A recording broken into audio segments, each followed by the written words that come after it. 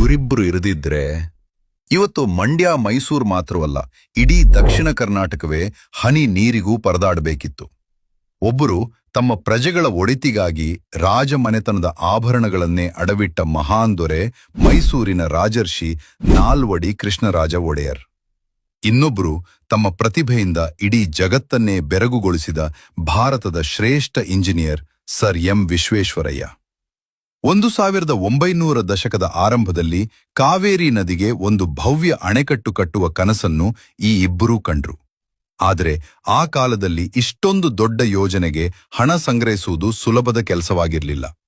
ಇತಿಹಾಸದ ಪುಟಗಳ ಪ್ರಕಾರ ಪ್ರಜೆಗಳ ಭವಿಷ್ಯಕ್ಕಾಗಿ ನಾಲ್ವಡಿ ಕೃಷ್ಣರಾಜ ಒಡೆಯರವರು ರಾಜಮನೆತನದ ಆಭರಣಗಳನ್ನೇ ಅಡವಿಡಲು ಸಿದ್ಧರಾಗಿದ್ದರು. ಸರ್ ಎಂ ವಿಶ್ವೇಶ್ವರಯ್ಯ ಅವರ ಅದ್ಭುತ ಯೋಜನೆ ಮತ್ತು ದೂರದೃಷ್ಟಿಯಿಂದ 1911ರಲ್ಲಿ ಕೃಷ್ಣರಾಜ ಸಾಗರ ಅಣೆಕಟ್ಟಿನ ನಿರ್ಮಾಣ ಆರಂಭವಾಯಿತು. ಹಲವು ವರ್ಷಗಳ ಕಠಿಣ ಶ್ರಮದ ನಂತರ ನಿರ್ಮಾಣವಾದ KRS ಅಣೆಕಟ್ಟು ಇವತ್ತು ಮಂಡ್ಯ, ಮೈಸೂರು, ಬೆಂಗಳೂರು ಸೇರಿದಂತೆ ಲಕ್ಷಾಂತರ ರೈತರು ಮತ್ತು ಕೋಟಿ ಜನರ ಜೀವನಾಡಿಯಾಗಿದೆ. ಇದರ ಸುತ್ತಲೇ ಬೆಳೆದ ಕೃಷಿ, ಕೈಗಾರಿಕೆ ಮತ್ತು ಕುಡಿಯುವ ನೀರಿನ ವ್ಯವಸ್ಥೆ ದಕ್ಷಿಣ ಕರ್ನಾಟಕದ ಅಭಿವೃದ್ಧಿಗೆ ಭದ್ರ ಬುನಾದಿಯಾಯಿತು. ಆದ್ದರಿಂದ KRS ಡ್ಯಾಂ ಕೇವಲ ಒಂದು ಅಣೆಕಟ್ಟಲ್ಲ, ಅದು ನಾಲ್ವಡಿ ಕೃಷ್ಣರಾಜ ಒಡೆಯರ್ ಮತ್ತು ಸರ್ ಎಂ ವಿಶ್ವೇಶ್ವರಯ್ಯ ಅವರ ದೂರದೃಷ್ಟಿಯ ಜೀವಂತ ಸ್ಮಾರಕ.